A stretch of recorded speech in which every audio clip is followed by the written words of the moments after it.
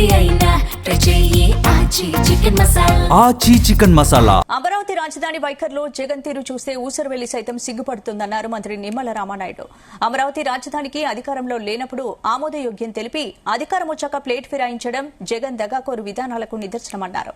అమరావతి కాదు 3 ముక్కలంటూ 5 ఏళ్ల కాలంలో 3 ఇటుక ముక్కలు కూడా పెట్టలేదని ఫైర్ అయ్యారు. ప్రజల ఆకాంక్షలకు అనుగుణంగా అమరావతి రాజధాని అసెంబ్లీ పార్లమెంట్లో ఆమోదం పొంది గెజెట్ నోటిఫికేషన్ ను ఆస్వాదించలేని జగన్ ఈ రాష్ట్రంలో ఉండటం దురదృష్టకరమన్నారు. అమరావతి రాజధాని విషయంలో అపరిచితుడు కూడా జగన్ లాగా మాట్లాడడం చూడలేదన్నారు.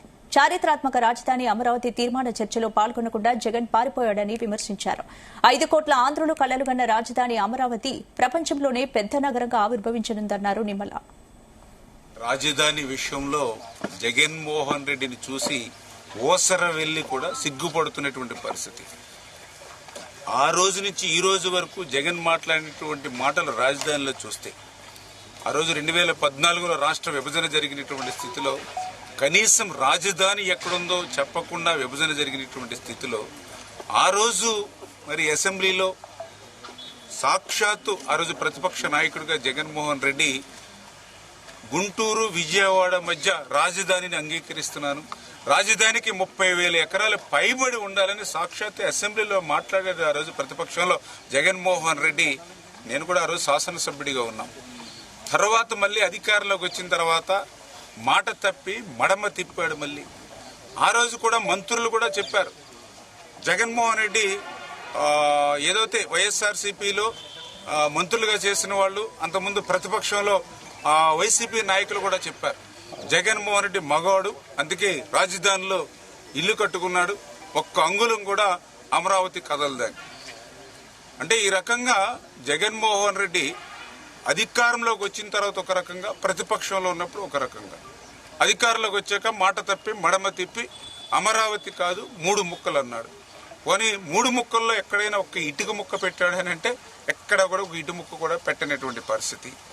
మళ్ళీ ఈరోజు ప్రజలందరూ కూడా 94% స్ట్రైక్ రేట్తో ఈవేళ ప్రభుత్వాన్ని గెలిపిస్తే ఆ ప్రజల ఆకాంక్షలకు అనుగుణంగా అమరావతి రాజధానిగా శాసనసభ తీర్మానమే కాదు, ఈవేళ పార్లమెంటులో సైతం తీర్మానం చేసుకుని ఈవేళ గెజిట్ నోటిఫికేషన్ వస్తూ ఉంటే దాన్ని కూడా ఆస్వాదించలేనిటువంటి స్థితిలో ఈరోజు జగన్మోహన్ రెడ్డి ఈ రాష్ట్రంలో ఉండడం చాలా చాలా దురదృష్టకరం. ఎందుకంటే ఆ రోజేమో గుంటూరు అమరావతి మధ్య రాజధాని ఉండాలన్నో, 30,000 ఎకరాల పైబడి ఉండాలన్నో స్వాగతిస్తున్నానని చెప్పావు. జగన్మోహన్ రెడ్డి మగాడే కాబట్టి ఇక్కడ ఇల్లు కట్టుకున్నాడు, ఒక అంగుళం కూడా ఇల్లు కదలదని నీ నాయకులందరూ చెప్పారు.